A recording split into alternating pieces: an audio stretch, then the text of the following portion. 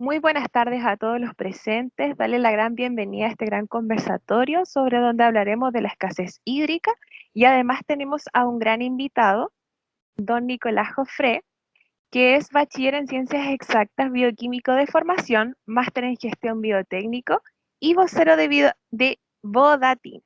Las integrantes de hoy somos René Bermúdez, Tamara Bermúdez, Camila Donoso, Javiera Jofré, Abril Jofré, Montserrat Lagañaga, Camila Lucero, Macarena Peña, Francisca Valdivieso y yo, Aranza Ortiz. Hablemos de la escasez hídrica. ¿Ustedes sabían que el 70 y 100% de la superficie chilena está afectada por sequía? Además, 884 millones de personas carecen incluso de un servicio básico de suministro de agua potable. Y tenemos claro que de aquí al 2025, la mitad de la población mundial vivirá en zonas en escasez de agua.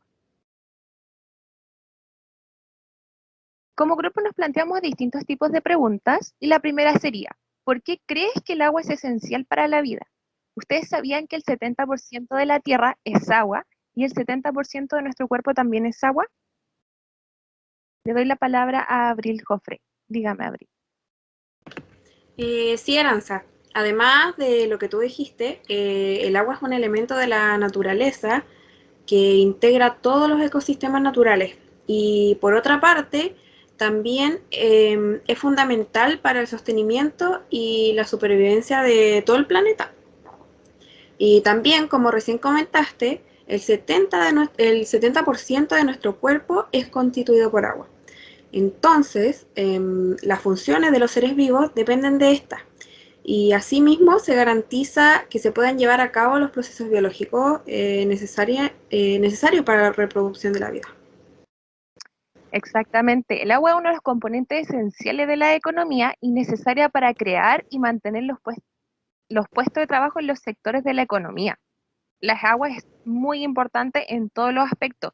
En la mitad de la mano de obra mundial está empleada en 8 sectores que dependen del agua y de recursos naturales. En este caso tenemos la agricultura, los bosques, la pesca, la energía, producción con uso intensivo de recursos, reciclaje, construcción y además el transporte.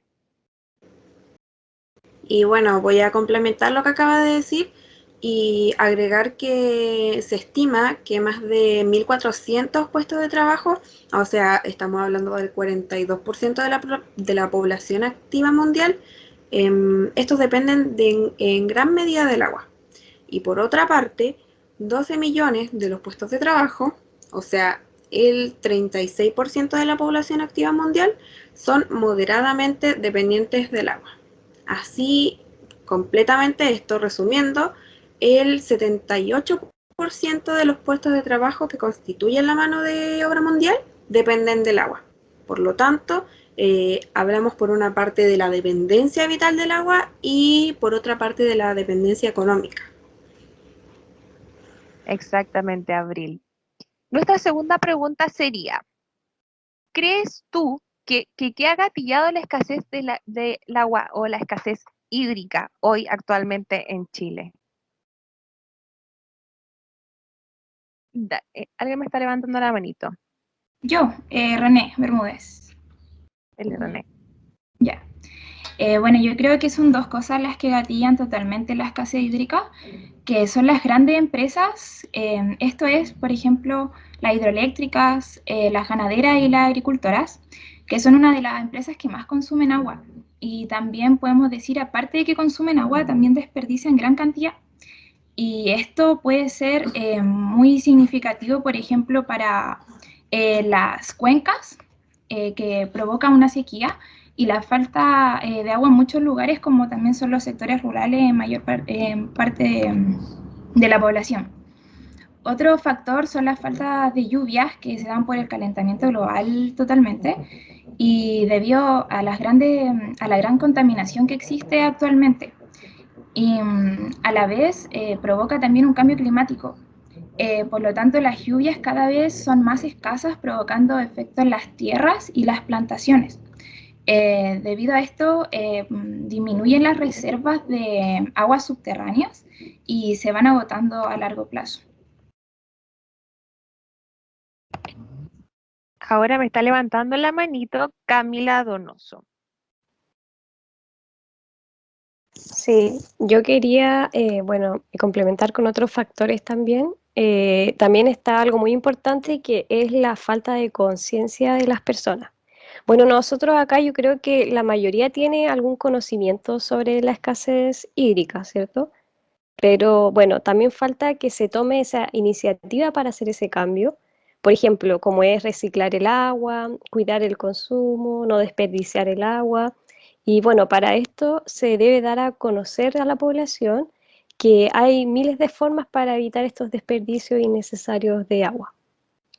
También otro factor muy importante es la sobreexplotación de los recursos. Esto es debido, bueno, al inadecuado recurso de los recursos humanos, como la sobreexplotación del agua que ha sido provocada por la creciente demanda de este recurso. Como sabemos actualmente, la población va en crecimiento y bueno, otro factor también muy importante es que existe mayor cantidad de pozos profundos ilegales, que son los que más agua sacan de las reservas subterráneas y así teniendo una disminución de este recurso. Y por último, también quería contarles que otro factor muy importante es la falta de preocupación por parte del gobierno, que esto sí o sí debe cambiar, ya que no han tomado las medidas de solución eficaces sobre la escasez del agua, lo cual no ha traído cambios significativos actualmente. Ahora pasaríamos a la tercera pregunta. ¿Qué soluciones plantearías para enfrentar la escasez hídrica? Javiera Jofré me levanta la manito. Le doy la palabra. Una de las grandes soluciones, a mi parecer, debería ser recuperar y optimizar los ecosistemas hídricos, ya que esto consiste principalmente en la recuperación de bosques nativos, humedales y de riberas de río, para así lograr recuperar el ciclo natural del agua y su funcionalidad, ya que muchas veces esto se ve disminuida o eliminada a causa de la intervención humana. Por otro lado, podría ser el reuso de aguas residuales urbanas, ya que su implementación podría permitir recuperar un importante caudal que actualmente se pierde y que logra abordar hasta el 10% de la brecha hídrica del país, es decir, la diferencia que existe entre la demanda y la oferta de agua disponible.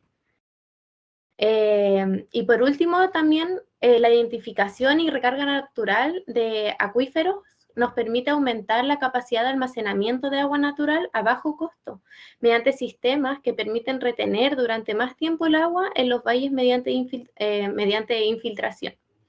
Para lograr solucionar la escasez hídrica se debería desarrollar e implementar planes de restauración y conservación de ecosistemas hídricos a nivel país como base para la gestión del agua. ¿Alguien más que desea agregar algo a la pregunta? ¿Alguien que desea agregar algo más de información? ¿Cómo podríamos enfrentar la escasez hídrica? ¿Alguna solución? Me levanta la manito Tamara Bermúdez, le paso la palabra. Hola, bueno, yo creo que como una solución para la escasez, que yo encuentro, a mi parecer, es que también debemos cuidar, ya que es un recurso natural de gran importancia, debemos controlar las fugas de agua, que es súper importante, aprovechar las distintas fuentes de abastecimiento. También debemos proteger las zonas naturales para la recarga de acuíferos o aguas subterráneas, la reparación de riberas de los ríos, la tecnificación de riego y recambio de cultivos con menor requerimiento hídrico. Y una muy buena idea que leí fue que deberíamos utilizar el agua del mar filtrada para ayudar a los riegos o uso general y dejar el agua potable solo para consumo. También bajar el consumo de productos que utilizan mucha agua a la hora de ser producidos y hacer más productos así como tales, champú en seco. También reutilizar el agua que no sea destinada para beber. Algo muy importante es prohibirle a las empresas el robo de agua. Y también disminuir el acceso a parques, campos de hielo, para que se pueda preservar más de forma natural y no sea tan intervenido por las personas, y esto afecta a los derretimientos, y así afectar a que cada vez se vayan secando más y ya no va a quedar nada en un futuro. ¿Alguien más que desea agregar algo? Si no, pasamos a la cuarta pregunta, la cual dice, ¿en qué crees que ha afectado la escasez hídrica actualmente? ¿En qué creen que ha afectado? Macarena me levanta la manito, le cedo la palabra. Muchas gracias. Yo creo que ha afectado en gran parte a la agricultura. Hay regiones que antes contaban con gran cantidad de agua y hoy día ya no tienen esa gran cantidad de agua, como es la zona norte, la cuarta y la quinta región. Y eso como consecuencia ha hecho que arranquen superficies como han sido los paltos, como viñas, porque no pueden mantenerlas porque no tienen la suficiente agua. Y esto a la larga ha hecho que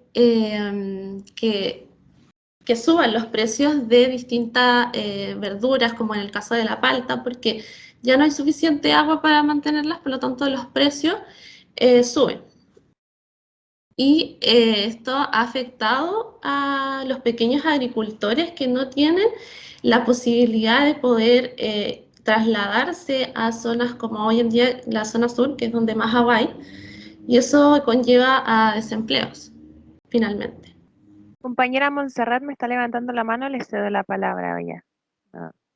Muchas gracias. También como complementar lo que dijo Macarena también un poco, que al subir los precios, por ejemplo, de toda esta materia prima que no tiene el agua suficiente para tener como tanta cantidad de los alimentos, la gente no va a tener quizás todo el dinero para comprar estas verduras. Entonces también nos afecta a nosotros como nutricionistas también, en que la gente no pueda como ser capaz de comprar esos alimentos.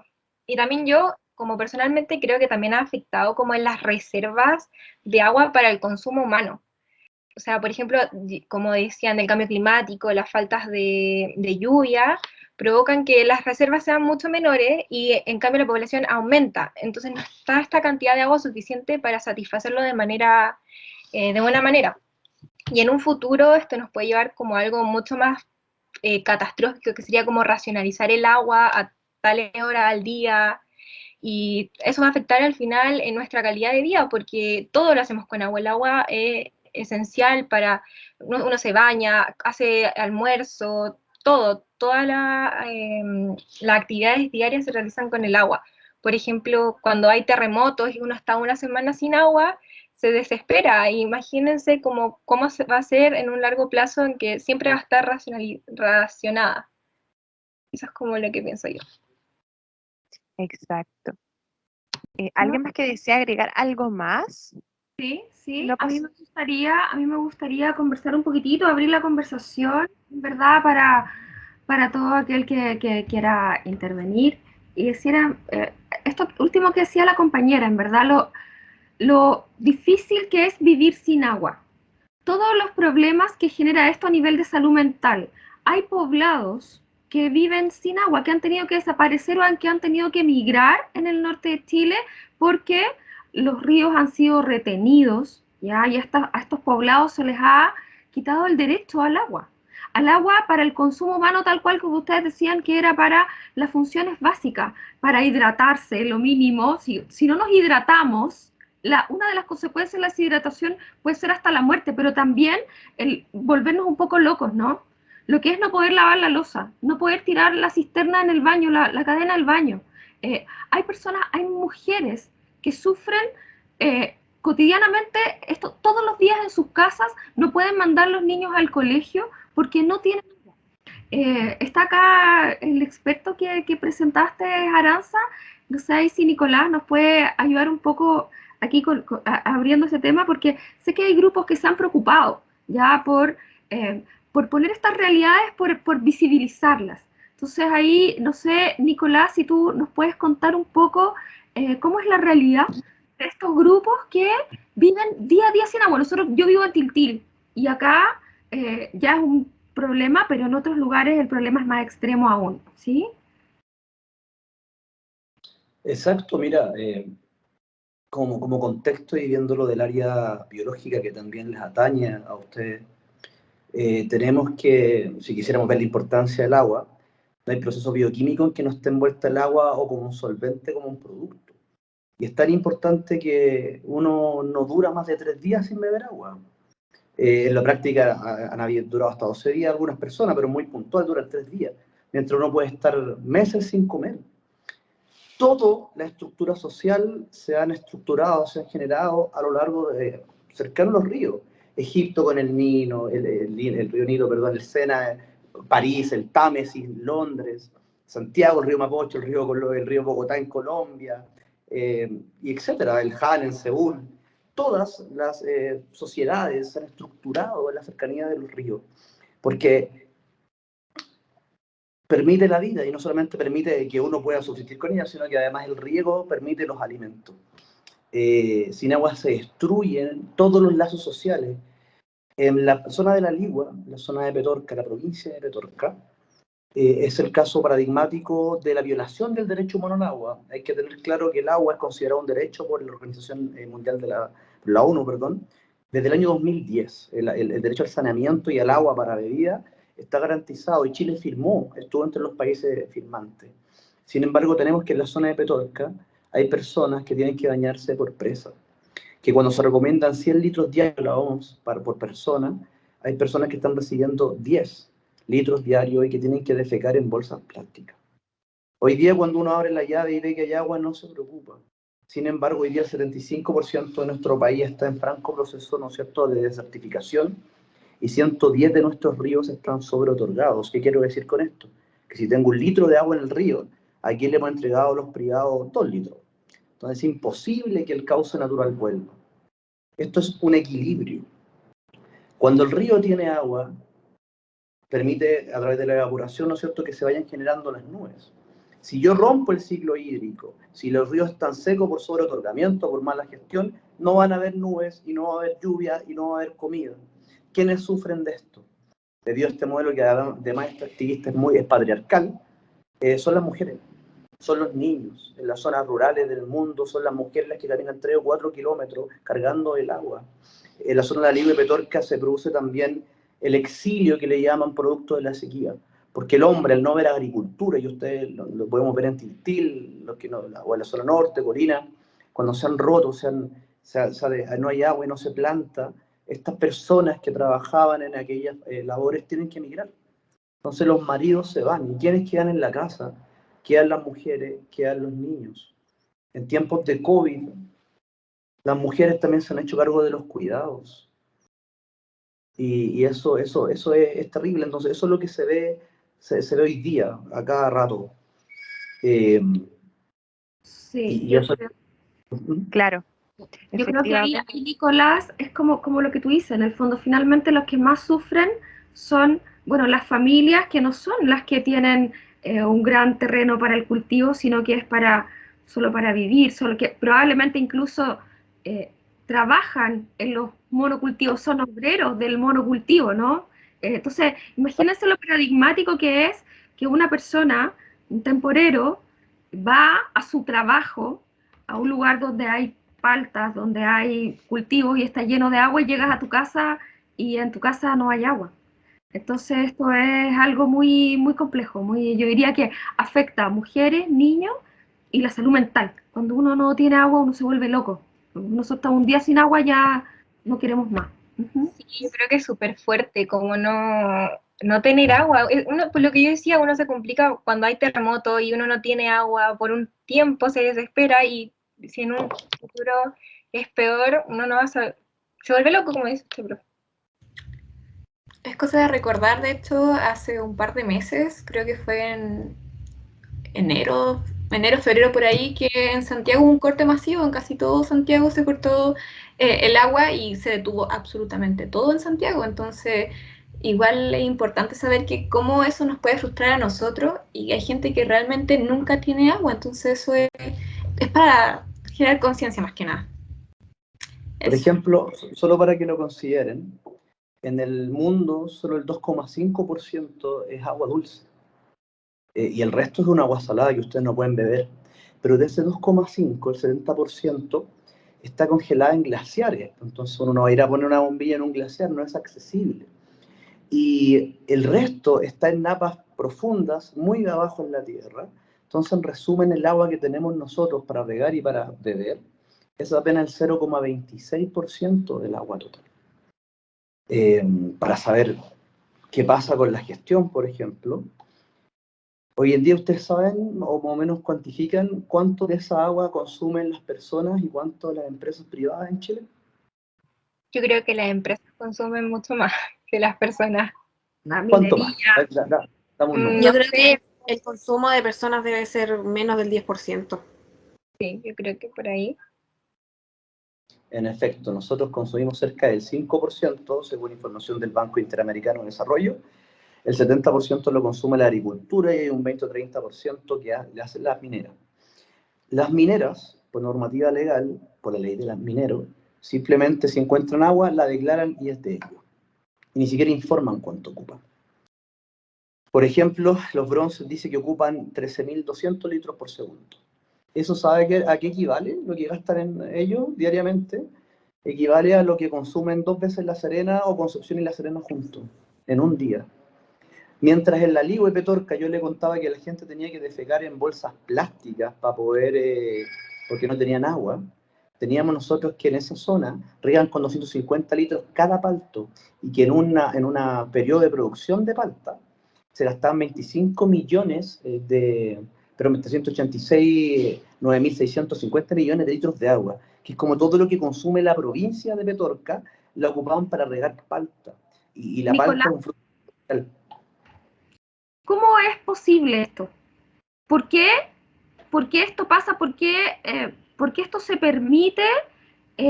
Yo me imagino que, no sé si será así en todo el mundo, pero yo me imagino que en otros lugares. ¿Por qué pasa esto acá en Chile? ¿Qué es lo que, cuál es el camino? ¿Cuál es la salida? ¿Cómo tenemos que avanzar para que el acceso al agua para el consumo humano sea el esencial? ¿Cómo se resguarda ese derecho? Mira, aquí en Chile, y hay que tenerlo súper claro, y es el origen de la lucha del Moatima, que es nuestra agrupación, Chile es el único país del mundo que tiene privatizadas tanto las fuentes como la gestión del agua. El agua, antes que ponga una gota desde la cordillera, ya fue entregada a los privados. Entonces, hoy día en Chile, pertenece, se puede vender, se puede comprar y se puede especular con ella. Por tanto, y eso nace, la Constitución reconoce la del 81, fraguada en dictadura, reconoce que el agua es de todos los chilenos. Sin embargo, en el artículo 19, numeral 14 y 11, hay una frase que ellos ponen, que es muy como de abogado, pero que dice que el derecho de los particulares sobre las aguas reconocidas o constituidos en conformidad a la ley, otorgarán a sus titulares la propiedad de ellos. Con esto Chile, con ese texto Chile, entregó el agua de manera gratuita y perpetua a los privados. Es tan absurdo lo que pasa hoy día en Chile, que si hoy día, por ejemplo, vuelvo a la zona de Petorca, porque es la capital de la violación al derecho humano en Chile, del agua, no hay agua para la gente. Entonces, como no hay agua para la gente, tienen que comprar camión aljibe. 15.000 millones de dólares se gastan pagando camiones aljibe del agua que era de los chilenos, y el Estado tiene que pagarle a la misma gente que se la regaló de manera gratuita y perpetua, y tiene que pagarle para volver a recuperar el agua. Cuando uno roba agua, la multa es de 20 UF. Y hoy día no hay delitos ambientales, por tanto, si yo contamino o robo agua, pago las 20 UF y sigo robando. Y si ustedes sacan la cuenta cuánto está el UF, cerca de 30.000 pesos, nos vamos a dar cuenta que no es mucha plata. Y a ellos les conviene seguir robando.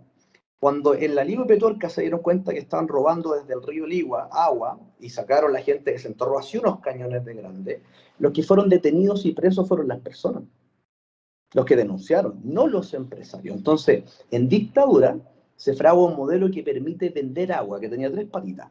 Primero, puso que el agua separó el dominio del agua del de la tierra.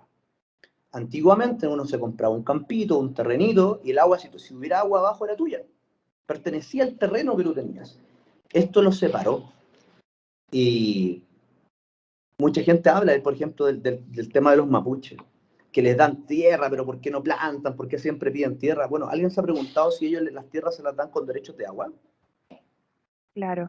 Ustedes tienen tierra y no tienen agua, ¿cómo riegan? ¿Cómo producen? ¿Cómo plantan? En el río Peiker, que es el más caudaloso de Chile, si usted va y mete una bomba sumergible y quiere sacar agua de ese río, te van a venir a demandar y te van a hacer sacar la bomba.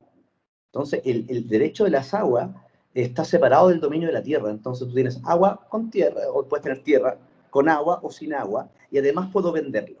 Esto permitió además que se pudiera acaparar el agua. Y hay un tipo que ha pasado piolísima, que es uno de los más millonarios de Chile, que se llama Isidoro Quiroga. Este gallo va a la DGA, que es la entidad que administra o que da derechos de agua, gratuitos, perpetuos, y pide agua en la zona norte, de ríos que no tienen ni una gota, del río Huasco, por ejemplo. Y le regalan como 4 millones de acciones de agua. Y el tipo la vende a Andina Minerals en 25 millones de dólares. Y ahora está pidiendo en el río Palena, pidió en el Quintero, pidió en Aconcagua. Entonces, oye, pero qué negocio más redondo. Yo voy, pido agua, me la dan gratis, obviamente tengo que tener una empresa, tengo que estar más o menos armado, me la regalan y yo la vendo. 110 de nuestras cuencas están sobreotorgadas, además, o sea, hemos entregado más agua de la que hay. Lo otro, generaron 2 tipos de agua. Un agua que es consuntiva y un agua que es no consuntiva. La no consuntiva es la que no se devuelve, la de las sanitarias, ¿ya? Imagínense lo loco que fue. El agua era de los chilenos antes, era la sanitaria, agua andina en ese tiempo, hemos en ese tiempo. Y el Estado hace algo súper loco, lo privatiza, pero antes de privatizarle le mete una cachada de millones de dólares, o sea, lo regalo, pero antes de regalarle el auto, además lo dejo perfecto, precioso, y lo regalo. Y no contento con eso, le aseguro un mínimo de ganancia, o sea, ellos no pueden perder plata. Y hoy día, el 45% de las sanitarias VAL y de aguas también de Concepción pertenece a los profesores de Ontario en Canadá. Así de privadas son nuestras sanitarias, pertenece a los profesores de Ontario en Canadá, quienes cuando se van a jubilar tienen sus negocios por fuera y dentro de los negocios tienen el agua de Chile. Claro, y efectivamente, y lamentablemente, la población está muy desinformada con todo esto y no le estamos tomando la gran importancia, que al final de cuentas el agua es vida. Le doy el pase a la profesora Alejandra, que está hace rato que quiere. Sí. Dígame. Nicolás, me hace mucho sentido lo que tú dices. Yo vivo en Colina y siempre he vivido en Colina. Mi abuelo era un campesino acá del sector, tenía su parcela y acá había agua a 20 metros de profundidad. Ahora no hay agua hasta 150 metros de profundidad. Eso significa que las napas han desaparecido todas. Y además vivo al lado de una viña y el dueño de la viña tiene todos los derechos de agua. Entonces él decide cuándo da el agua por las acequias para los pocos campesinos que quedan acá. Entonces esto del negocio del agua es terrible porque manipula la vida de comunidades y así es como las comunidades tienen que ir migrando porque ya no hay fuente laboral. Todos se acaban sin agua. Exacto, claro. Mira, hay una villa que se llama Montes, que está en la zona de Catapilco, al norte de Santiago. Y todos los años, un señor que tiene una parcela chiquitita, de agrado, tiene que demandar todos los años a la viña Montes porque le roba el agua. ¿Y qué hace el tipo? Paga 20 UF, que es un chiste, y le sigue robando el agua. Ese es un tema en la zona norte. Y el otro tema importante es el tema inmobiliario. Si ustedes ven a Chicureo, la mancha verde, que es preciosa por lo demás, pero alrededor está todo seco. Los humedales, el humedal de Batuco, que el humedal de Batuco, si ustedes averiguan, incluía las comunas de Tiltil, de Lampa, de Quilicura, parte de Pudahuel, era gigante. Era tan grande que venían los incas, mandaban a buscar plumas para sus tocas al humedal de Batuco. Y hoy día el humedal de Batuco está cercado, tiene rejas hasta donde hay agua. Ustedes pueden creer que puedan tanto depender que hay rejas dentro del agua. Y si usted vuela, si tienen la oportunidad de salir de Santiago en avión, van a ver que el humedal de Batuco es más chico que la Anglo American que está en Colina. Y que Ovejería que está en Tiltil, tienen millones de metros cúbicos de agua muerta, estéril, mientras la población no tiene agua. Entonces, ese es el modelo que ha permitido Chile, un modelo de expropiación extractivista. Abro yo, saco, no produzco nada, simplemente saco. A la gente de Las Paltas, por ejemplo, el Estado el que le paga ellos roban agua y el Estado le paga sus estanques de agua. Mientras la gente se muere de seca. Petorca no tiene agua, Cabildo no tiene agua, completo. Cabildo todo se abastece por camiones de aljibe. Y son 20.000 millones efectivamente. Y para finalizar, vamos a seguir con la quinta pregunta, que dice así. Si alguien pudiera compartirme, por favor, la pantalla. Quinta pregunta. ¿Crees que si la población se concientiza sobre la escasez hídrica, podría haber un cambio positivo significativo? Le doy la palabra a Camila. Bueno, yo creo que si la población se concientiza sobre este tema tan importante, por ejemplo, haciendo pequeños cambios como las duchas más cortas o lavarse los dientes con un vaso de agua, en vez de dejar el agua corriendo, yo creo que sí se pueden hacer cambios, pero igual, de la misma manera, las grandes empresas son las que tienen que comprometerse también y contribuir a esto, porque son una parte importante como de la escasez. Son los que más contribuyen de alguna manera. Es lo que ¿Alguien hemos más que... visto acá, ¿no? Sí, Camila, mira, la verdad es que apoyo lo que estás diciendo y sobre todo el tema eso de, bueno, lavarse los dientes, el tema de uno mismo ahorrar agua en casa, que es relevante y algo tan simple que yo creo que en el fondo, si se tomara conciencia, todo aportaríamos un granito de arena. Y lo otro que quería complementar con lo que dijiste es el tema también que se complemente con el tema educativo. Yo creo que eso también falta mucho, por ejemplo, también, no sé, que hayan programas en la tele que te eduquen a cómo ahorrar el agua o saber más información sobre eso. Y lo otro a nivel educacional. Por ejemplo, en los colegios, impartir el tema del agua desde chico, desde kinder, porque eso está escaso. Entonces yo creo que si se hiciera, por ejemplo, de esa forma, ya desde niños tendríamos el tema de la conciencia, también, no sé, pues en reuniones de apoderados, para que los padres sepan más y ellos eduquen a su hijo en casa, que eso también yo creo que es relevante y hace falta, pues. No hay de eso mucho en los colegios, universidades, sobre la educación. Qué importante todo lo que hablan nuestras compañeras. En fin, el agua es tan importante para la población, para el ser humano, independientemente de dónde vivas, de dónde eres, en dónde estás. El agua es vida, es una importancia vital para el ser humano, así como para el resto de animales y seres vivos que acompañan en este planeta. En los trabajos, al día a día. Y para poder finalizar, nosotros queríamos hacerle una pregunta a nuestro gran invitado, don Nicolás. Si alguien pudiera cambiarme la diapositiva, por favor. ¿Qué es así? ¿La escasez hídrica solo se debe al cambio climático?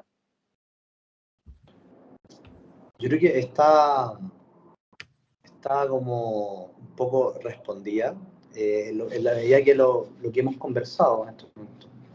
Pero hay un estudio de la Fundación Chile que empezó a analizar en porcentaje a qué se debía la escasez hídrica. Y ellos decían que el 44% de los problemas hídricos que tenemos hoy día tenía que ver por fallas en la gestión de agua. Básicamente el río, ¿no es cierto?, que es extendido, que llega, que se inundan los campos y que de pronto eso es innecesario. La gestión del agua al no tener, no sé, tranque o eliminar mucha agua directamente al mar. Cerca de 80 metros cúbicos por segundo se están eliminando hoy día directo al mar, de agua sin tratar. Esa agua se debieran tratar. Hay 1.200.000 de metros cúbicos que tratan, por ejemplo, aguas andinas. Todos ustedes o muchos de ustedes deben tener alcantarillado, por ejemplo. Y se lo cobran. Por ejemplo, en Tiltil, que es lo que me consta a mí, te cobran la misma cantidad por el tratamiento del agua que por el litro de agua. ¿Y ustedes saben qué hacen con esas aguas? ¿Qué tratan? ¿Dónde van? Porque ustedes no se las vuelven a tomar. Las tratan. ¿Y qué las hacen? Esa agua que se la venden a la minera San Pedro. La vuelven a vender al empresariado y sacan 2 veces el lucro. Entonces, tiene que ver con un tema de en un 44%. Hay un 17% que tiene que ver con el crecimiento de las actividades productivas. ¿Por qué? Porque cada vez somos más población y por tanto cada vez estamos consumiendo más agua. Hay patrones de consumo de agua. Por ejemplo, nosotros decimos 100 litros de agua por persona. Sin embargo, el promedio chileno son 279 litros, o por ahí anda. Entonces, qué injusto que en la Ligua tengan que tener 10 litros de agua al día, mientras yo en mi casa me piteo un promedio de 270 litros. Y si tú vas para los barrios altos, eso ya no son 270 litros, ya son el triple. Entonces, bajo ese aspecto tenemos... Regar el pasto. también. Exacto, o sea, tenemos ciudadano primera y segunda y tercera categoría. A mí me gustaría hacer un punto ahí, perdón Nicolás, con lo que decía una compañera, y como claro, uno puede educar, ¿cierto? Con que yo puedo o cerrar un poco la llave, lavarme los dientes con menos agua, pero como que a mí me enoja eso un poco, me produce que me da rabia. O sea, yo creo que claro, con conciencia que yo tenga agua, no me da derecho a ocupar más y a contaminar más. Pero no es el centro, ¿ya? El centro de la escasez hídrica es lo que nos plantea Nicolás aquí hoy día. O sea, aquí hay personas, hay ciudadanos de primera, segunda y tercera categoría que tienen distinto acceso al agua. Entonces, cuando se convierte en un determinante social tan estructural, que nos cambia la calidad de vida, la forma en que podemos vivir en un poblado, la forma en que podemos cuidar a nuestros niños, que podemos vivir una vida de familia, yo creo que ahí que me digan que me tengo que lavar los dientes con medio vaso de agua, como parece que me da rabia. ¿Por qué? Y el otro puede regar su jardín y su pasto alfombra, ¿no? Entonces, claro, yo creo que todos podemos colaborar y ser conscientes, por supuesto, pero también en condiciones más justas, ¿no? Eso me pasa a mí, me quería compartirlo. Claro, y también como que igual se le echa la culpa, siento yo, como a la gente, y no como decía Nicolás, que son como más las empresas los que venden el agua, los que hacen todo ese tema, y la gente es como, yo tengo que consumir menos, pero somos los que menos consumimos agua en comparación con las empresas. Porque esto está permitido, ¿por qué lo permitimos? O sea, yo creo que por ahí va, ¿no? Ahí está la posverdad, que es una mentira repetida tantas veces que la gente se lo cree. Uno, nos han hecho creer que nosotros somos los responsables de esto, también lo somos, pero no somos los principales. Nos han hecho creer también que el cambio climático, sin embargo, este estudio que yo le estaba contando de la Fundación Chile, y se lo leo textual, que tiene que ver con el tema del recurso hídrico al 2030, dice: las causas eminentemente naturales, como la disminución de las lluvias, de agua y nieve, y el derretimiento de nieve y retroceso de glaciares por aumento de temperatura, aparecen recién en el cuarto lugar de la importancia en la sequía, con apenas un 12%. Entonces, ¿es el cambio climático? Segunda mentira que nos están metiendo. ¿Es el cambio climático? Sí, tenemos que estar atentos, evidentemente, pero no es lo primero. Las empresas han negado reiteradamente a cambiar sus patrones de consumo, a reutilizar sus aguas. En Chile tenemos gente que ha sido amenazada de muerte. Nuestro vocero, Rodrigo Mundaca, ha sido golpeado. Verónica Vilches, una compañera que tiene una PR, ha sido amenazada de muerte. Le quemaron el auto afuera de su casa. Eduardo Acuña, que defiende la humedal de Batuco en Lampa, él ha sido golpeado en un metro, él ha sido amenazado de muerte, ha sido perseguido con pistola. Y la única manera de cambiarlo, muchachos, y es la que, para que no nos vamos tristes, es la Constitución, que tiene que garantizar este derecho, y que haya agrupaciones como el Moatima, donde le ha puesto no solamente lucha y combo, sino que también algo de cabeza. Se han publicado libros, estudios, y hoy día tenemos 6 constituyentes que tienen una comisión que es ecológica. Hay una bancada dentro de la constituyente, que es una bancada que es ecológica, y que si ustedes la pueden buscar, ellos ya han dado información al respecto. Y de hecho se votó hace poquito una declaración sobre la emergencia climática en Chile, que dicen que todo lo que decidamos, que todo lo que salga de la convención, tiene que estar bajo el prisma primario de que nosotros estamos en una condición de crisis ecológica, emergencia climática y ecológica. Entonces, todo lo que se piensa está bajo ese filtro primario, y eso es fundamental. Esa es la oportunidad de cambiarlas y bajarlas correctamente, porque echa la ley, echa la trampa. La Constitución marca el marco estructural, pero si las leyes son engañosas y tenemos malos diputados, va a pasar lo mismo que con la ley con el cobre. Ustedes saben que el cobre en la Constitución dice que es chileno, ¿verdad? Sin embargo, el hermano de Piñera, el mismo que hizo el tema de la AFP, inventó una ley que dice que si Chile tiene una mina, pero no tiene el dinero para explotarla, la pueden explotar los privados. Hasta ahí suena bien, pues si está botada una casa, la puede ocupar alguien que quiere ocuparla, bien. Pero si el Estado de Chile quiere recuperarla, tiene que pagar el máximo de producción proyectado a 100 años. Por tanto, cuando Chile le entrega una mina a un privado, no la puede recuperar nunca más, y es una mina privada. Entonces, ¿el cobre es chileno? Sí. ¿El agua es chileno? Sí. ¿Lo dice la Constitución? Sí, lo dice. Pero las leyes tramposas, espurias, permiten lo contrario. Entonces, el primer paso es la constituyente, donde tenemos varias cumpas, la Mano Arroyo, sobre todo, que una luchadora súper bacán. Y ahora con los diputados, chiquillos, hay varios y varias compañeras ambientalistas que tienen mucha historia de lucha en sus territorios y que llega el momento van a tener que cambiar esto desde dentro. Claro Bueno, y que sí. creo que también con estas instancias, que en realidad la ciudadanía, a lo mejor los que no estamos tan informados y no tan involucrados con los procesos políticos, podamos entender que como ciudadanos tenemos que estar al tanto y alerta, y nosotros como nutricionistas poner estos temas sobre la mesa. Te agradecemos, Nicolás, que en el fondo que hayas compartido hoy día aquí con nosotros, y mostrando tu punto de vista, tu postura, y que en el fondo la nuestra como nutricionista es que bueno, queremos resguardar el agua para el consumo humano y que eso sea un derecho garantizado, justo, y que sea el camino que sea que se tome, permita que de alguna manera seamos ciudadanos con este derecho más felices y con mejor calidad de vida. Finalmente eso es, desde salud. Claro, Exacto, claro, con la nueva efectivamente, constitución. profesora, que sea un derecho para todos e igual. Bueno, nosotras como grupo señalamos algunas consecuencias de la falta del agua, y dentro de estos puntos están las posibles enfermedades, la escasez del agua y la falta de sistema de potabilización adecuados obliga a recurrir a fuentes de agua contaminadas que pueden provocar ciertas enfermedades. El hambre puede afectar a la agricultura, la ganadería y la industria. Conflictos. Origen de numerosos conflictos en el mundo, además de aumento migratorio a países con buena fuente hídrica, como lo exponía nuestro invitado. La pérdida de ingresos, la gente que se dedica a agricultura y principalmente a cualquier tipo de trabajo se relaciona al agua y se verá afectada. La siguiente diapositiva. Aquí podemos también visualizar en la primera imagen cómo una persona está tomando agua contaminada, en mal estado. En la 2, cómo podemos ver cómo está la tierra.